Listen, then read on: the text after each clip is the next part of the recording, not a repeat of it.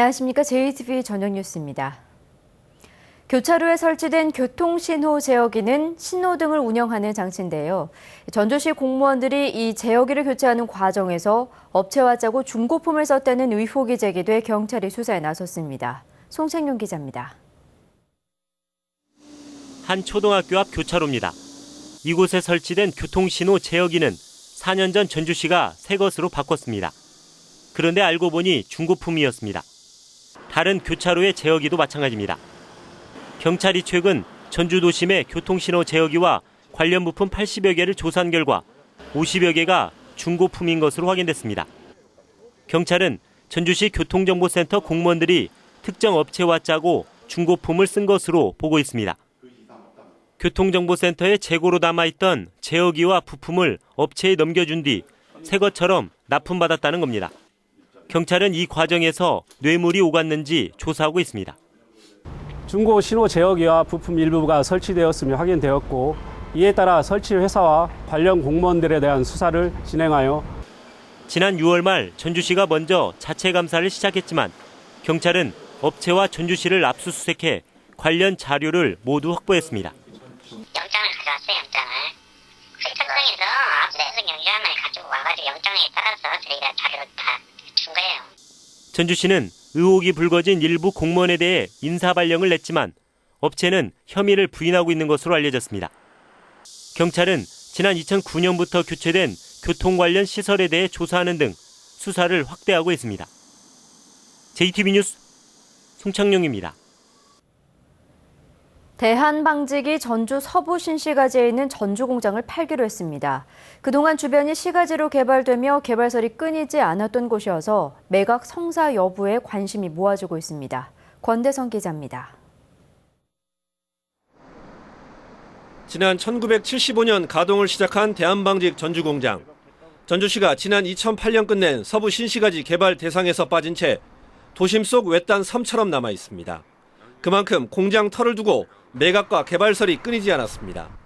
대한방직 측은 이 같은 개발설을 줄곧 부인해왔는데 어제 저녁 전격적으로 매각 계획을 발표했습니다. 경영 정상화를 위해 다음 달 4일까지 경쟁 입찰 방식으로 가장 많은 금액을 써낸 곳에 공장을 팔겠다고 밝혔습니다. 21만 6천 제곱미터의 공장 매각가는 수천억 원으로 예상됩니다. 시세보다 낮은 공시지가로 따져도 땅값만 1,491억 원에 이릅니다. 대한방직은 매각이 성사되면 공장을 다른 곳으로 옮길지에 대해서는 밝히지 않았습니다. 전주공장의 직원은 220명가량입니다. 공시지가 공시한다 뭐 이제 그런 것만 얘기를 들었고 나머지는 들은 게 없어가지고 지금으로서는 저희도 어떻게 말씀드릴 게 없습니다. 일각에서는 대한방직이 매각 성사 여부와 상관없이 매각 계획 발표만으로 일단 주가 상승의 혜택을 봤다는 분석도 나옵니다. 대한방직 주가는 지난주 후반에 하루에 20-30%씩 떨어졌다가 이번 주 들어서는 20-30%씩 다시 올랐습니다. JTBC 뉴스 권대성입니다. 군산항 수심과 새만금 매립토 확보를 위해 농어촌공사가 맡아온 준설 작업이 지난 5월부터 중단돼 군산항 활성화에 차질이 우려됩니다. 보도에 김진형 기자입니다. 수심이 얕아 선박 운행에 어려움을 겪는 군산항입니다. 지난 2011년부터 농어촌 공사가 수심 확보를 위해 준설 작업을 하고 있습니다. 이곳에서 나온 준설토는 새만금 산업단지의 매립토로 활용됩니다.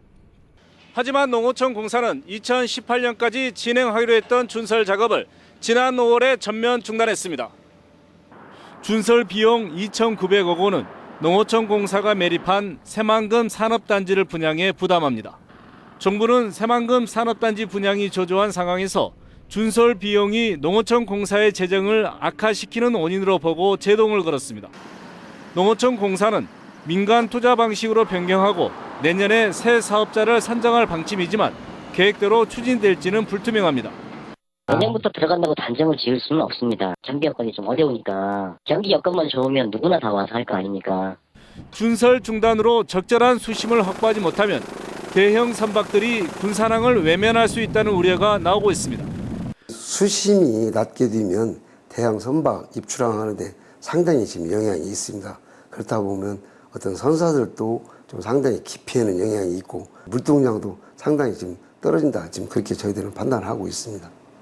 준설 중단이 군사랑 활성화에 걸림돌이 되지 않도록 대책이 시급히 마련돼야겠습니다.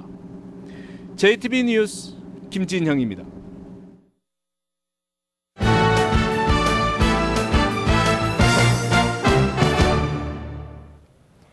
전주 생명과학고 배드민턴팀이 전국 학교대항 선수권 대회에서 2연패를 달성했습니다.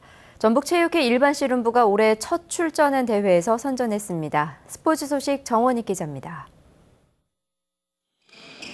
날렵하게 떠올라 강력한 스매싱을 내리꽂습니다. 전주 생명과학고 배드민턴팀이 전국 학교대항 선수권 대회에서 2년 연속 우승을 차지했습니다. 주니어 대표인 조건아 등 2학년 선수를 주축으로 2연패를 이루어 내년 대회 우승까지 계약했습니다. 이번 대회 때 체력적으로 많이 힘들었는데요. 체력 같은 거 많이 보강해서 다음 시즌에도 더 좋은 성과를 이룰 수 있도록 노력하겠습니다. 전북체육회 씨름팀이 올해 처음으로 출전한 전국 시도대항대회 남자 일반부에서 금, 은, 동메달을 하나씩 따내며 선전했습니다. 전북체육회가 임시 운영하고 있는 남자 씨름팀 선수들은 내년 초 창단하는 정읍시청팀에 몸담을 예정입니다. 기술적인 면도 보강을 좀 하고 체력도 좀 보강을 하고 그리고 남은 시합도 최선을 다해서 좋은 성적 거두고 싶고요. 그리고 한 3, 4년 안에는 꼭 청양사를 꼭 하고 싶습니다. 전북현대 골키퍼 권순태와 김기희, 이재성이 다음 달 열리는 러시아 월드컵 아시아 지역 2차 예선 2경기에 소집됐습니다. 특히 슈틸리케 감독 부임 뒤 처음으로 대표팀 명단에 오른 권순태가 선발로 출전할 수 있을지 기대를 모으고 있습니다. 제35회 전국 실업단 사격대회가 임실에서 막을 올렸습니다. 주말인 모레까지 열리는 이번 대회에는 공기 권총 등 11개 종목에 14개 팀이 출전해 실력을 겨룹니다. JTB 뉴스 정원익입니다.